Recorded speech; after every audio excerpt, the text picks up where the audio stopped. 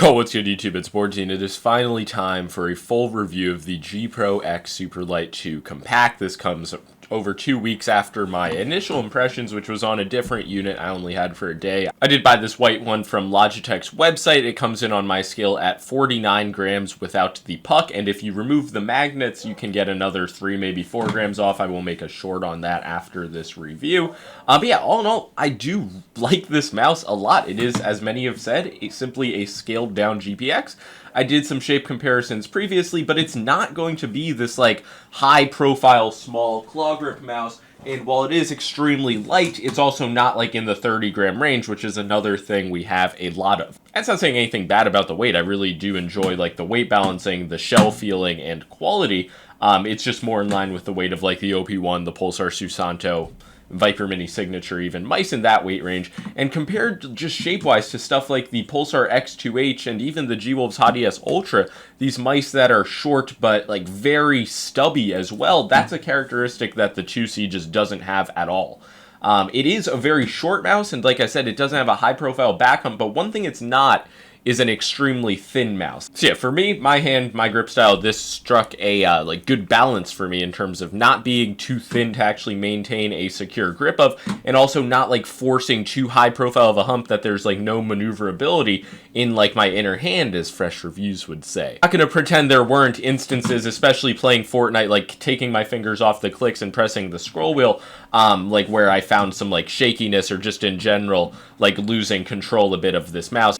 I will expose myself and say that a good amount of that was me just like slamming the clicks and literally just like from that force having the mouse slip around a bit. So maybe if I were to put like weeks, months more on this mouse, I would get really adjusted. And yeah, it could be a viscose tension management issue. I'm going to try to make a mention of every other YouTuber in this scene in this video. Rocket Jump Ninja, anybody.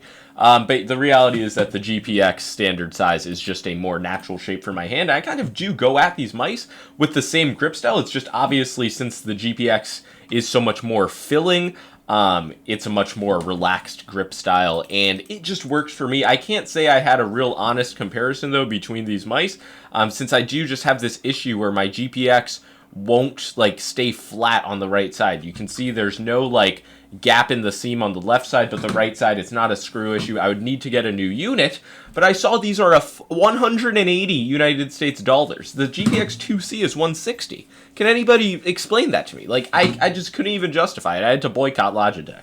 So yeah, compared to my truly worn down Batch 1 GPX 2, just the experience is all around much nicer on the 2C, but I presume new batches of both feel around the same.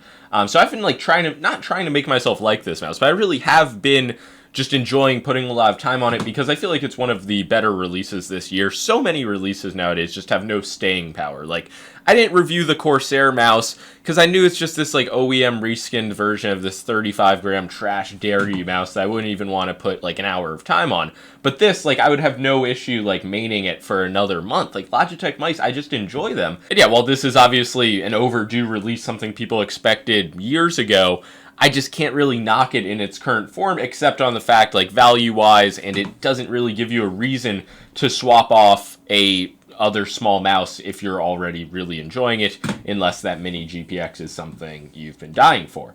And I know I have been calling it, like, not a high-profile mouse, but you can still see, compared to a small final mouse, that there is going to be much more presence. It's way more clawable. Like, I wouldn't even think about clawing a ULX Small in Fortnite, but it's one that will definitely be staying on my desk, not immediately going back into a box, which nowadays, especially considering how black-pilled I am on this mouse market, that's a good sign for a release. So that's just my subjective opinion. Other features-wise, not too much to say. Like, the coating, nothing changed. Just the standard rubberized matte coating. They've been running for half a decade at this point. Think about that. It's been almost 5 years since the original GPX Superlight launched.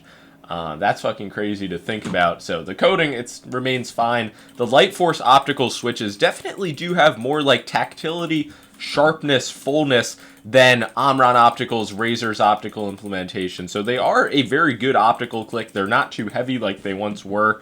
So I rate them pretty highly, just like really no complaints whatsoever. They may have even broken in a little bit on this unit. And yeah, towards the absolute top of the clicks, there is some side-to-side wobble if you force it, but even just slightly lower on the mouse, it's really nowhere near as significant, and I don't find there to be any like quality issues with these.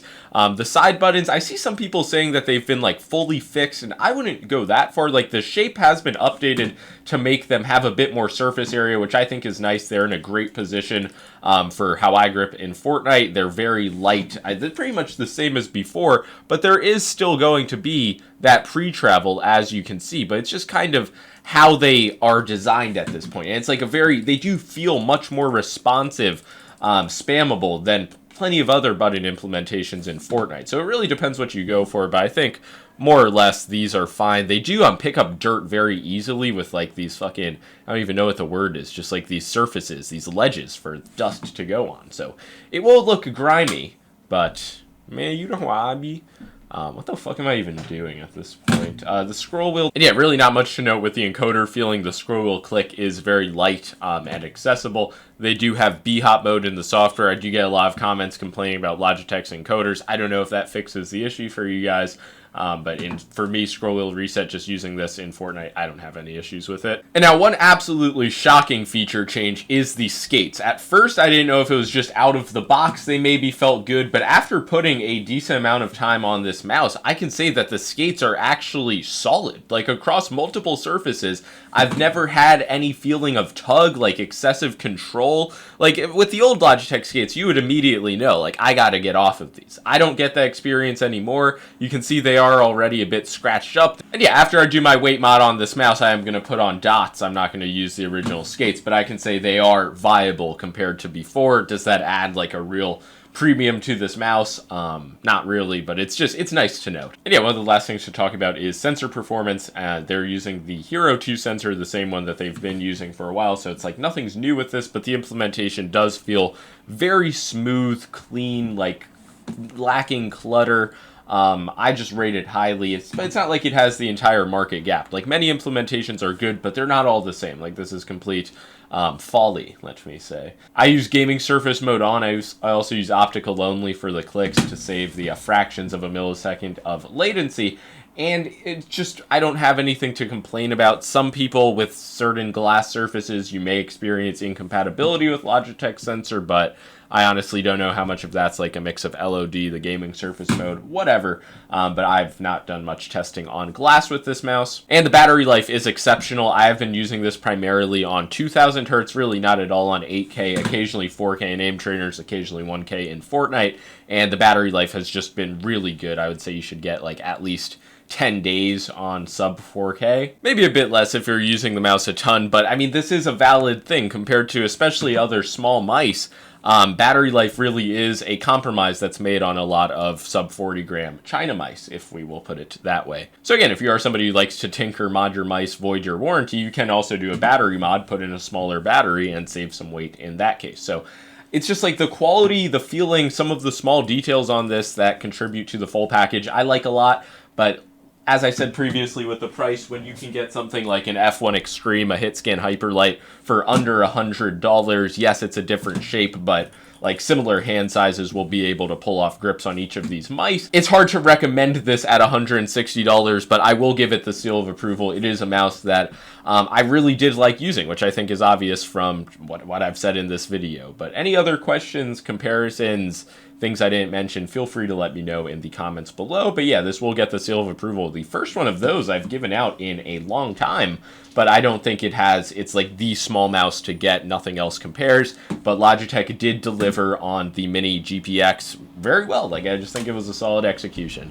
Like and sub if you enjoyed, and peace out.